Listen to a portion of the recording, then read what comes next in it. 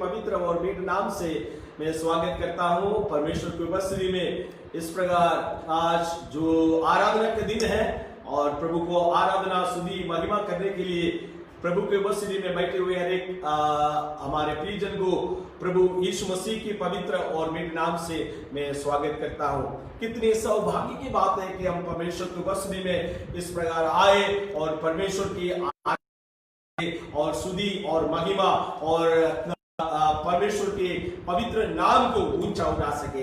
और आज जब परमेश्वर की उपस्थिति में आए हुए तमाम लोगों को प्रभु यीशु मसीह के पवित्र और मीठे नाम से मैं स्वागत करना चाहता हूं। खास तौर पर इस आराधना के दिन में प्रभु की आराधना करते हुए हम परमेश्वर की उपस्थिति में हैं। और आइए हम अपने आंखों को बंद करें, हम परमेश्वर के वचन के और जाने से पहले हम प्रभु से प्रार्थना करें कि परमेश्वर की जो सत्य वचन हमारे जीवन में और हमारे हर एक कदम में हमें एक मार्गदर्शन के रूप में कार्य करने के लिए हम प्रभु से प्रार्थना करें। आइए प्रार्थना करें। अनुग्रहकारी परमेश्वर, हम आपको धन्यवाद करते हैं, स्तुति करते हैं प्रभु जी।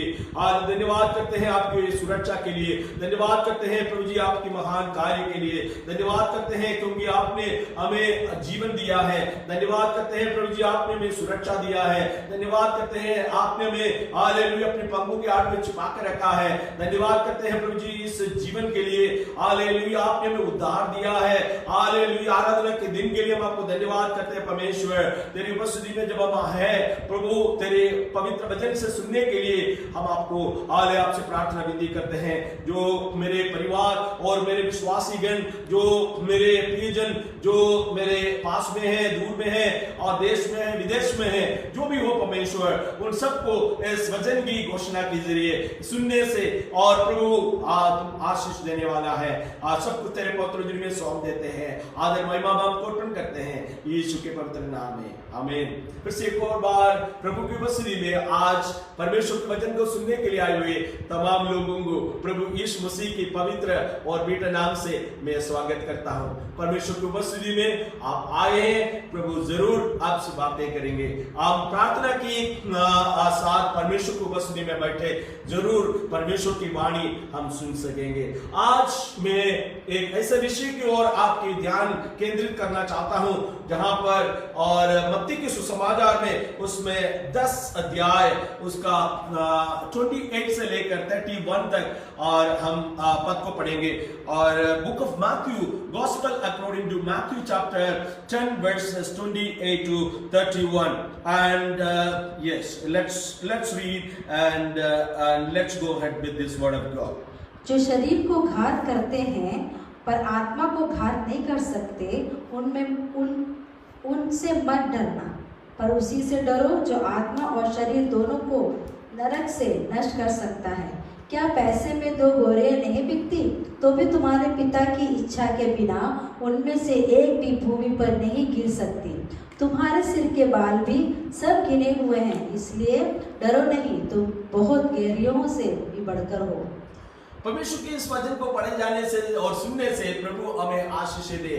आज मेरे संदेश की शीर्षक इस प्रकार की है, if his eyes is on a sparrow, अगर उसकी आंखें जो गोरिया पर है, if his eyes is on the sparrow.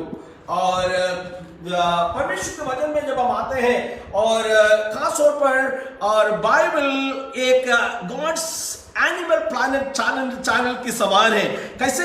क्योंकि हम बाइबल में जब हम देखते हैं कई सारे जो संदेश हैं और एनिमल से या फिर जानवर से जुड़े हुए हमें देखने के लिए मिलते हैं। चाहे वो कभी कभी परमेश्वर के वचन में हमें भेड़ के बारे में बताया गया है, कभी कभी सांप के बारे में बताया गया है, कबूतर के बारे में बताया गया है, और यहाँ पर जो जिस पद को हमने पढ़ा है गौरई के बारे में बताया गया है। और जब यीशु मसीह ने ये जो साधारण उपमा को इस्तेमाल की और उसके पीछे एक आत्मिक सच्चाइयों को हमें सिखाने के लिए परमेश्वर कोशिश कर रहा है और यीशु मसीह हमें बता रहा है, और इसके जरिए वो हमें बता रहा है, देखो प्रियो, और डरने का कोई जरूरत नहीं है।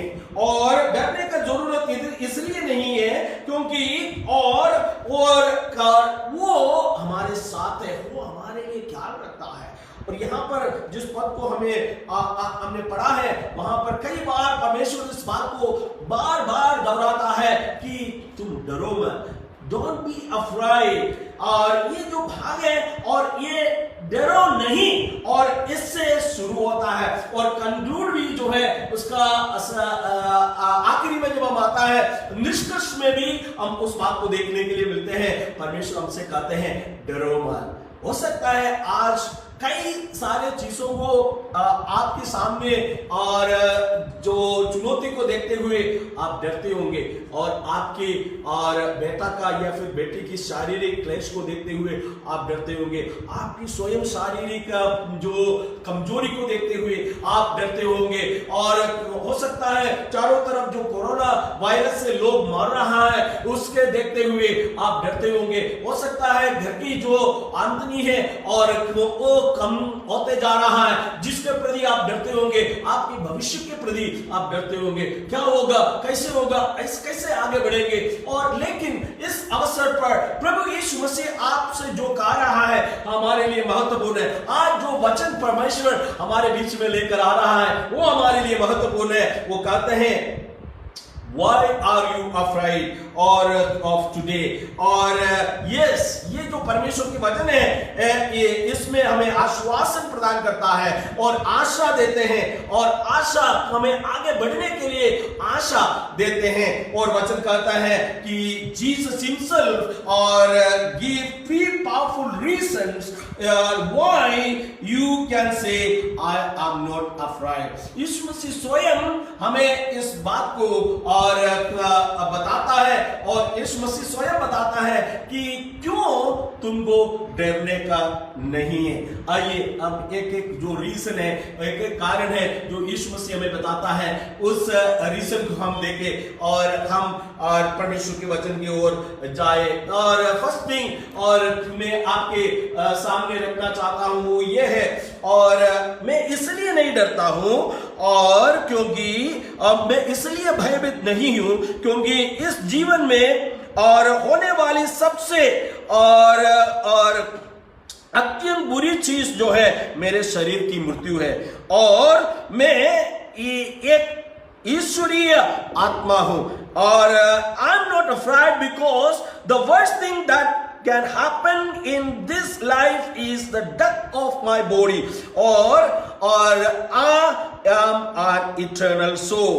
और यहाँ पर खास करके और मत्ती के सुसमाचार उसका 10वीं अध्याय में जब हम आता है और वचन में इस प्रकार बताया, यीशु मसीह ने इस बात को अपनी शिष्य को चेतावनी दी, और जब उनको भेजा और प्रभु की सेवा के लिए, खास तौर पर यीशु मसीह ने इस बात को उनको ये बताया कि देखो मैं तुम्हारे साथ हूं और मैं तुम्हें भेड़ों की तरह भेड़ियों के बीच में भेजता हूं, और इसलिए और सांबों की तरह और बुद्धिमान और कबूतर की तरह और भले बने और कबूतर की तरह बुद्धिमान बनकर लोगों के बीच में जीना है। और फिर जब हम आगे जाते हैं और प्रभु यीशु मसीह हमसे इस बात को कहते हैं तुम डरो मत, मैं तुम्हारे साथ हूं, क्योंकि डर जो है एक ऐसा चीज है जो हमारे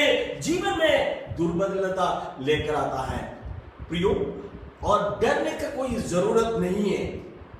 और डर हमें दुर्बलता में लेकर आता है, हमारे जीवन को कमजोर कर देते हैं, हमारे जीवन की जो आशा है और उसको और एक तरफ ले जाता है। तो इसलिए हमें परमेश्वर का वचन कहता है तुम डरो मत, कोई भी सिचुएशन क्यों ना हो और कैसे भी सिचुएशन क्यों ना हो, और चाहे रोग हो, मुसीबत हो और फाइनेंशियल डिफिकल्टी हो, और डरना नहीं है। यहाँ पर जब उस पद की ओर जब हम आता है वहां पर द ग्रीक वर्ड फोबोस, और यहाँ तक एटलीस्ट 254 टाइम जो है ये जो शब्द फोबिया और यहाँ पर रिकॉग्नाइज किया गया है। और अकॉर्डिंग टू साइकोलॉजी टुडे और we have most common fears among the people, there are many fears among the people, और साइकोलॉजी हमें इस बात को बताता है कई सारे जो डर है लोगों के जीवन में है। और किसी किसी को और मक्खियों से बहुत डर है, और आप जानते हैं किसी किसी को चूहा से बहुत डर है, किसी किसी को कॉकरोच से बहुत डर होता है, और किसी को पब्लिक स्पीच जो है लोगों के सामने खड़े होकर 2 शब्द बोलना और लोगों के लिए और बहुत मुश्किल का काम होता है। और हमारे पड़ोस में एक अंकल है जो IAFS ऑफिसर रिटायर्ड है, और एक बार उनको हमारे इंडिपेंडेंट डे में उनको कहा गया कि सर आप आए 2 शब्द लोगों के बीच में बोले और हम सबको उत्साहित करें, लेकिन वो हाथ जोड़कर इस बात को बोला कि आप ये असाइनमेंट मुझे मत दीजिएगा, क्योंकि मैं इससे अलावा जो भी आप मुझे बताता है मैं उस बात को करूंगा। क्यों? क्योंकि किसी किसी को ऐसा डर है जो से फोबिया है, लोगों के पब्लिक स्पीकिंग की फोबिया है, और किसी को ऐसे डर जो है और उड़ान का डर है और ऊंचे स्थान का डर होता है, और किसी कोई क्या है कि फ्लाइट में चढ़ने से पहले उनको अंदर इतना डर आ जाता है, अरे ये क्रैश होगा या फिर ये क्या होगा, आगे जाके कैसे होगा, और इस तरीके से जो फोबिया है और लोगों के अंदर और बैठा है। और ये कंडीशन में यीशु मसीह हमें क्या कहता है?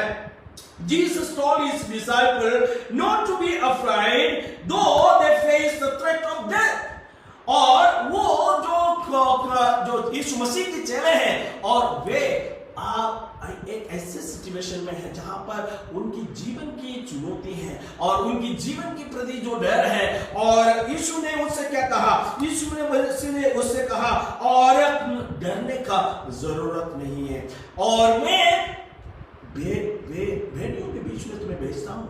और हो सकता है कि जब हम प्रभु का सेवा करता है या फिर लोग हमारे खिलाफ होंगे, हम आराधना करते हैं तो लोग हमारे खिलाफ होंगे, लोगों को बताते हैं तो लोग हमें खिलाफ होंगे, किसी को उस ऐसा भी डर होता है। लेकिन यहाँ पर जब हम आते हैं, और the common threat is to fear that we see around the world today is the corona virus जो है, और हर कोई व्यक्ति के अंदर अब जब हमारे जो इंडिया की जो आंकड़ा है कोरोना वायरस की, और ये बढ़ते जा रहे हैं, और इस बात को भी देखते हैं लोग परेशान हैं और लोगों के अंदर डर बैठे हुए हैं, और नाना प्रकार की डर है, जो इस डरों के बीच में जो है, और यीशु मसीह हमें क्या बताता है वो हमारे लिए महत्वपूर्ण है। इसलिए हम परमेश्वर के वचन की ओर जाइएगा, और साम 27 में और उसका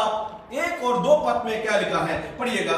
साम 27 वर्सेस 1 and 2। यहोवा परमेश्वर मेरी ज्योति, यहोवा परमेश्वर मेरा ज्योति और मेरा उद्धार है, मैं किससे डरूं? वो परमेश्वर वो आपका ज्योति और आपका उद्धार है।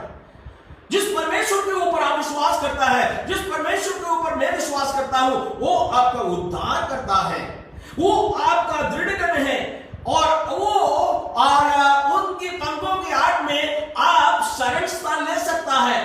इसलिए प्रियो, मैं आपसे यह कहना चाहता हूं कि आपको डरने का जरूरत नहीं। वचन फिर से हमसे ये याद दिलाता है कि यहोवा मेरे ज्योति और मेरा उद्धार है।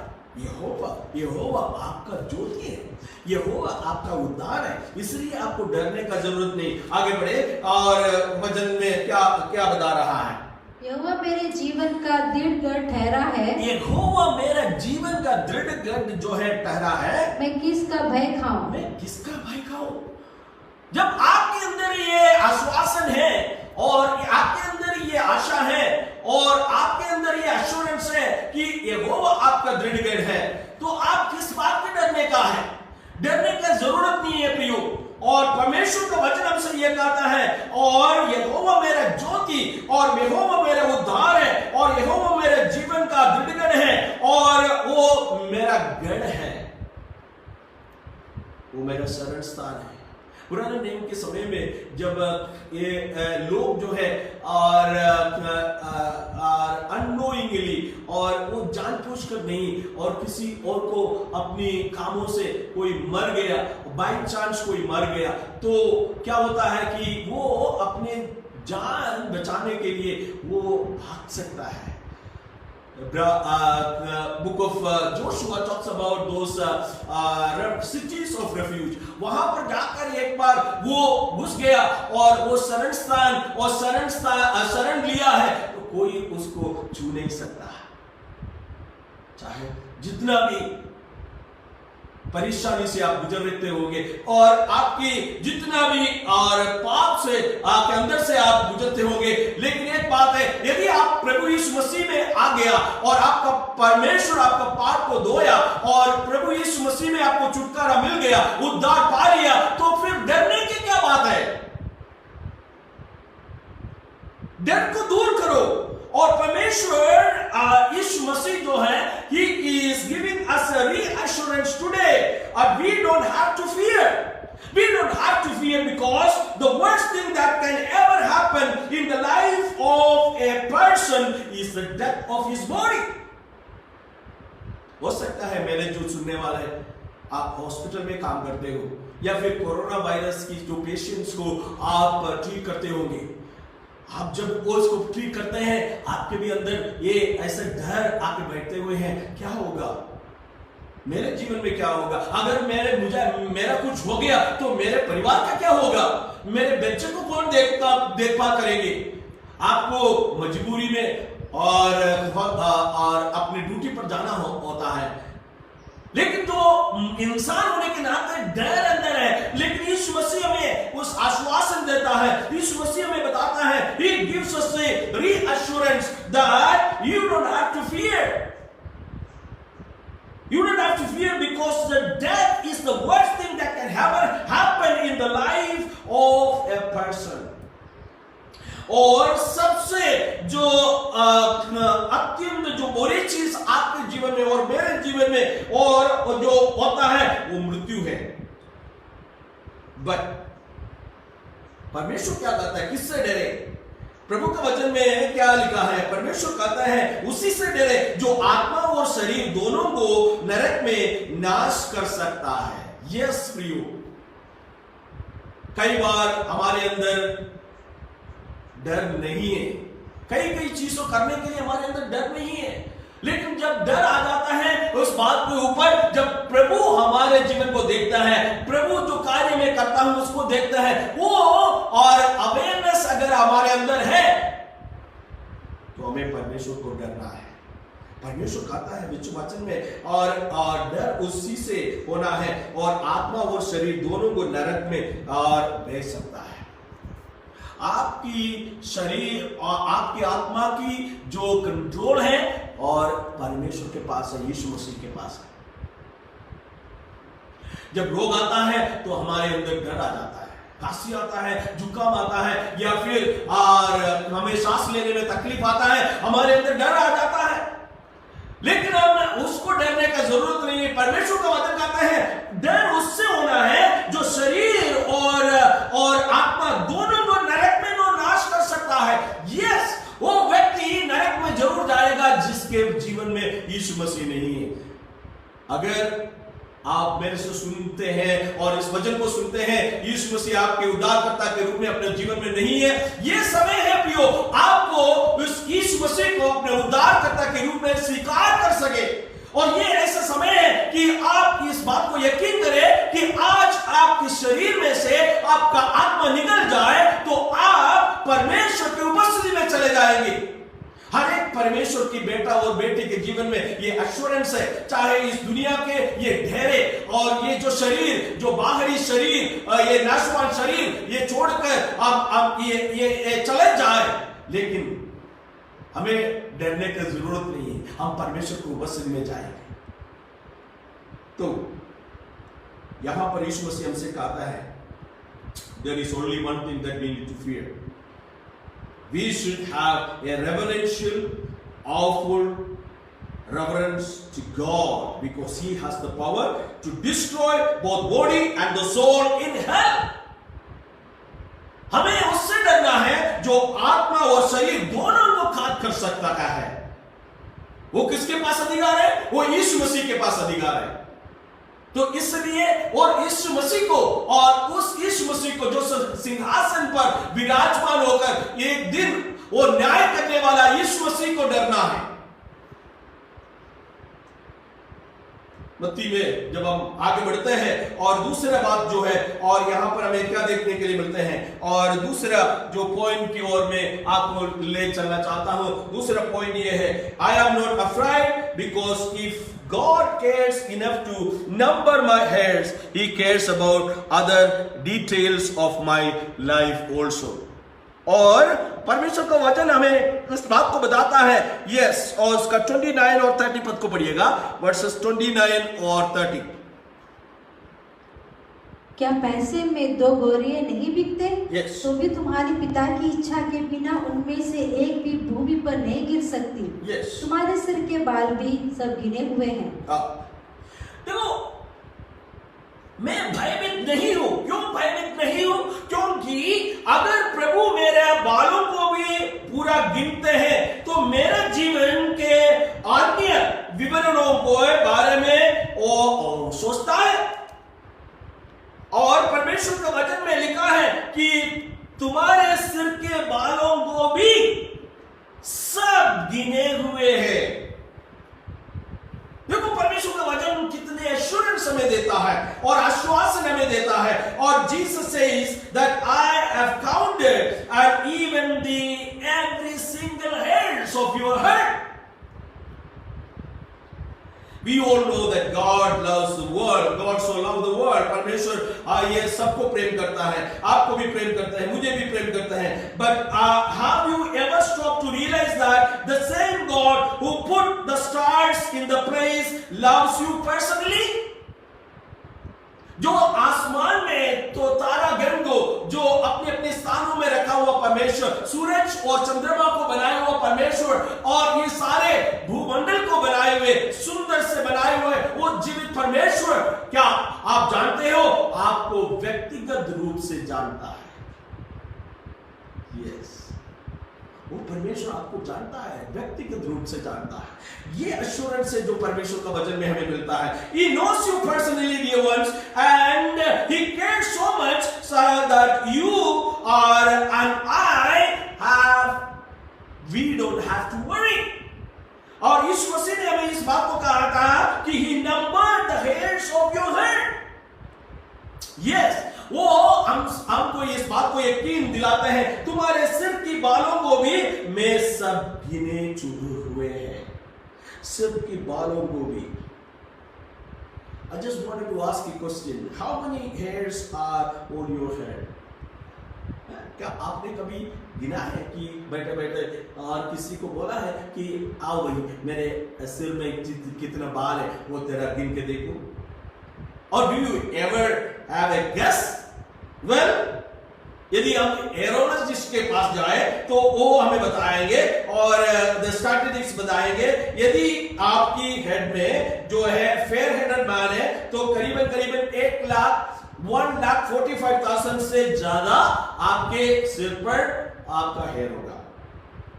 और यदि आप ब्लैक और ब्राउन हेयर मैन है तो आपके सिर के ऊपर 1,20,000 से ज्यादा जो बाल होंगे। और यदि आपकी इस जो सिर है जो रेड हेडेड है और लाल कलर की है और लाल रंग की है तो if you would have 90,000 and of hairs. You know what? परमेश्वर का वचन हमसे ये कहता है कि God knows how many hairs are on your head. He doesn't even tax his omniscience knowledge upon you or saying, okay, मैं इतना तेरे जो सिर पर इतना बाल है करके मैं जानता हूं इसलिए मुझे टैक्स दे। ये परमेश्वर कभी नहीं करता। He knows each and every minute things, my dear friends. The point here is that God numbers something even as more as hairs.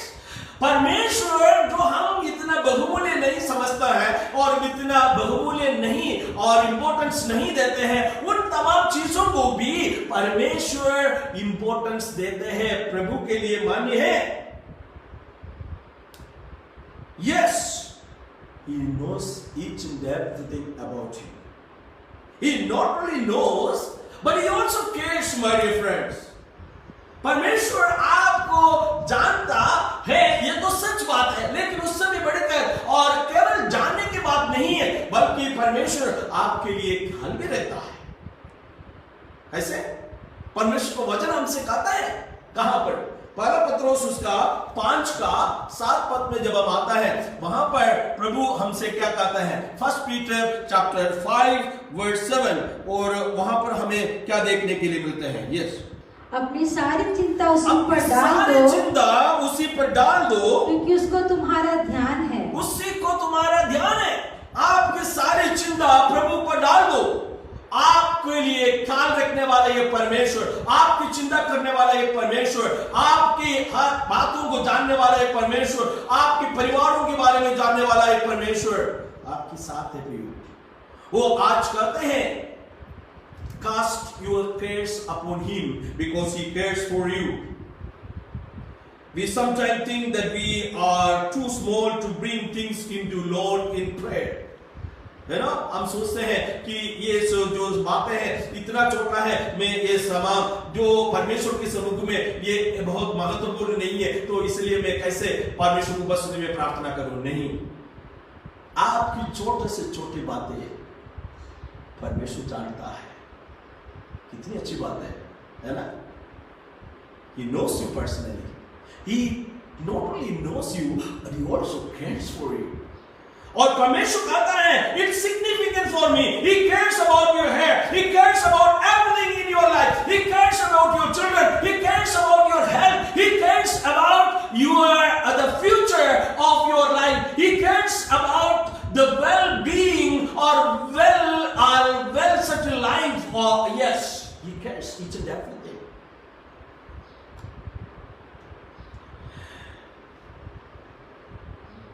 So we need to think about it. This morning, as we are in the presence of God, we need to know the point that God is making here.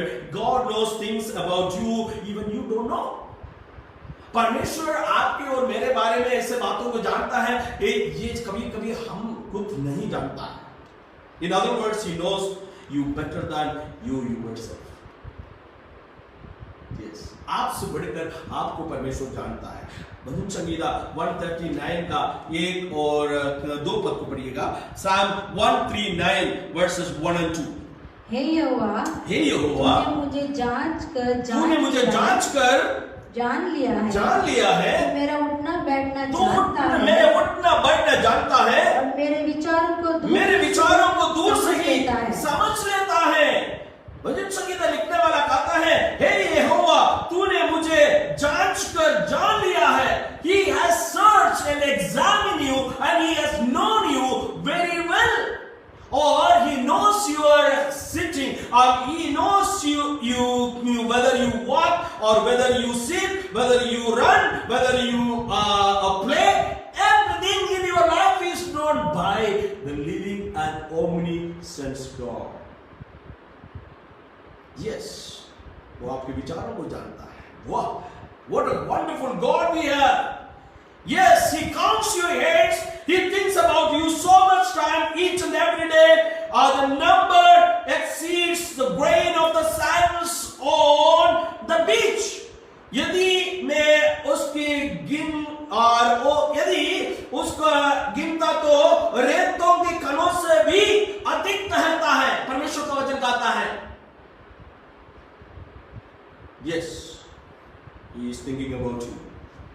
Yes, another reason to say don't be afraid. Or the third thing that we see, let's turn our attention और परमेश्वर का वचन में. और तीसरी जो मुख्य point जो मैं आपको बताना चाहता हूं, और वो ये है कि I am not afraid because if God cares about a sparrow or who falls, then he won't stop loving me when I fail.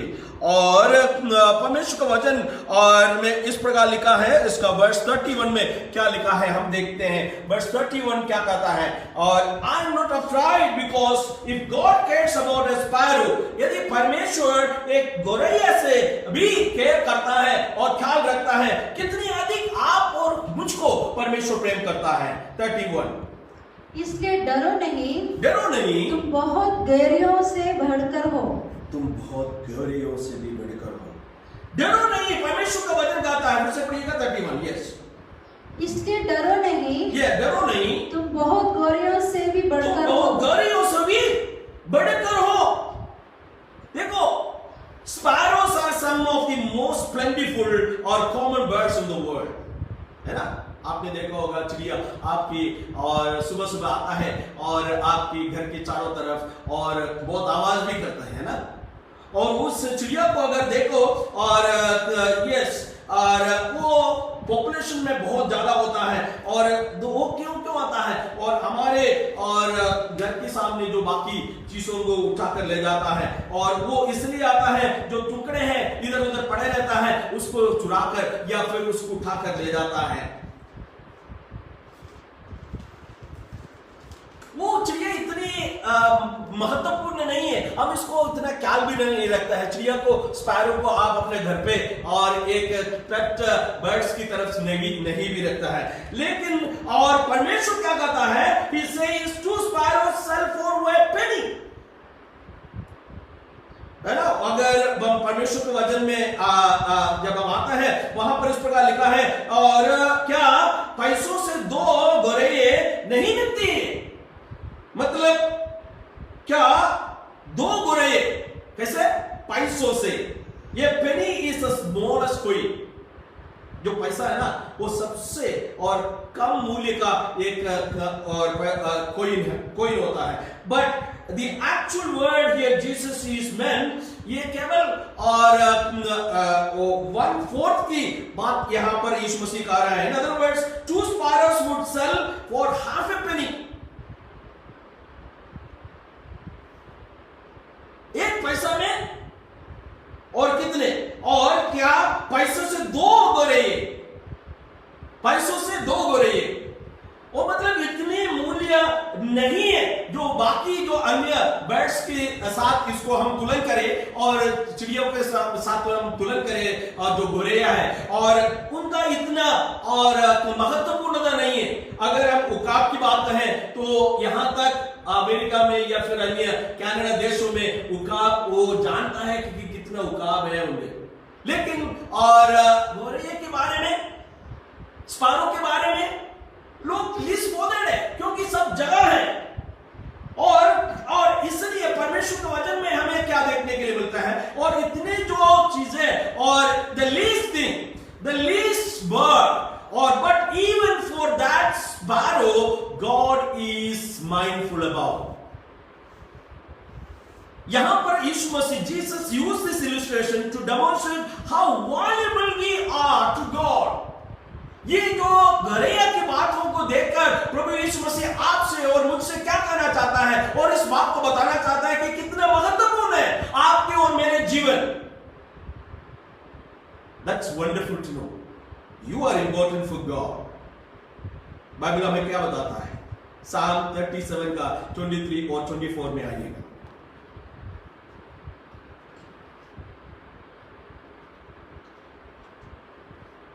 Psalm 37, 23 and 24.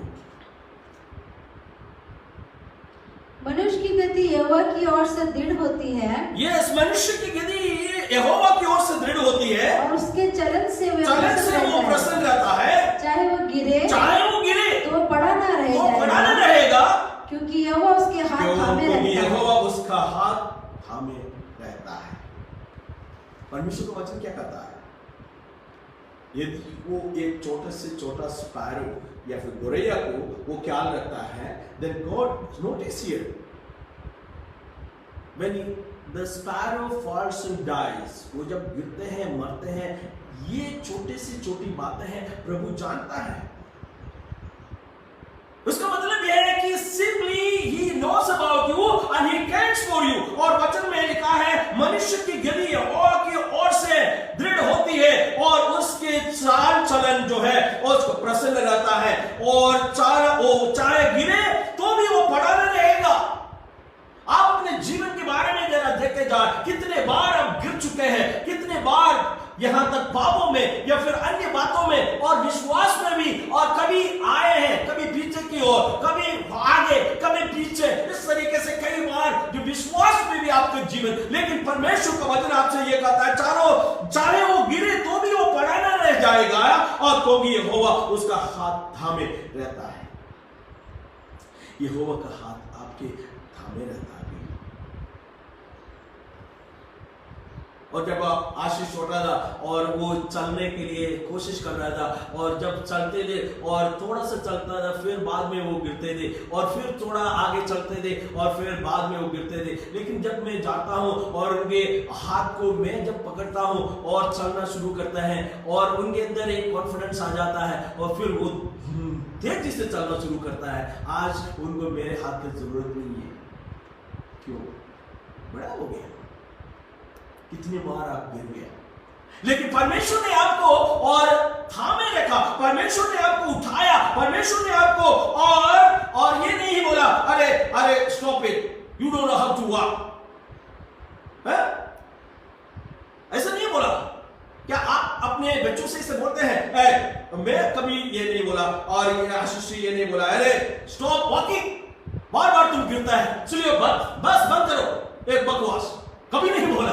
लेकिन मैंने इस बात को बोला, और yes you are doing a good job, let's try again, yes you can do it, yes you can do it my dear friends. That's us. Spiritually speaking, we can all, yes, by God's grace, उनका हाथ जब हमारे थामे है तो हम चल सकते हैं। You don't have to be afraid, because God has promised that He will never leave you nor forsake you. जो अफ्रीकन नेटिव के बीच में एक जो कहानी है वो मुझे बहुत अट्रैक्ट किया, और वो इस प्रकार की है। और वो जब नौजवान जैसे 13 और 14 इयर्स का जो एक लड़का हो जाता है, और उनको बहादुरीपन करने के लिए, उनके डर को हटाने के लिए वो क्या करता है कि इस बेटे को, और वो अपने आंख बंद कर एक रात में उनको थिक फॉरेस्ट में ले जाता है, और वो थिक फॉरेस्ट में ले जाकर वहां पर उनको छोड़ देता है। और छोड़ने के बाद में थोड़ी देर के बाद में उनको ये कहा गया है कि तुम्हें और अपनी और जो आंख की जो पट्टी है उसको उतारना है। रात भर वो लड़का वहां पर खड़ा हो जाता है, इसे डर के मारे। जब आवाज सुनता है अन्य जीव जंतुओं का, या फिर वुल्फ का, या फिर हाथी का, या फिर टाइगर का, और वो अंदर ही अंदर उनका इतना डर आ जाता है, और वो उनको वहां से भागना नहीं है, वहां पर खड़े रहना है। लेकिन जब सुबह आ जाता, सूरज उगता है, वो अपने आंखों में से एक बात देखते हैं, क्या है? 1 मीटर दूरी पे उनका पिताजी एक आरो के साथ उनके पास खड़े हैं। क्यों? अगर कोई एनिमल, अगर कोई जीव जंतु उनके बेटे के ऊपर अटैक करे, और तीर जो मारेगा उस एनिमल को वहां पर खत्म करेगा। प्रियो, आपका और मेरा परमेश्वर आपका सुरक्षा देता है। आप प्रभु के लिए महत्वपूर्ण है, वो आपका सुरक्षा देता है, ख्याल रखता है। परमेश्वर का वचन कहता है, yes many time you have faced scary situations in your life. जैसे कि ये जो हालेलुया, ये जो पिताजी का बेटा, उन्होंने ऐसे स्कैरी सिचुएशन, फियरफुल सिचुएशन उनके जीवन में सामने किया, और लेकिन उन्होंने उस बात को देखा कि उनका पिताजी उनके पास है, उनके सारे डर जो हट जाता है। उस सिचुएशन से वो जब गुजरता है, फिर उसके अंदर मजबूती आ जाता है। क्या मजबूती?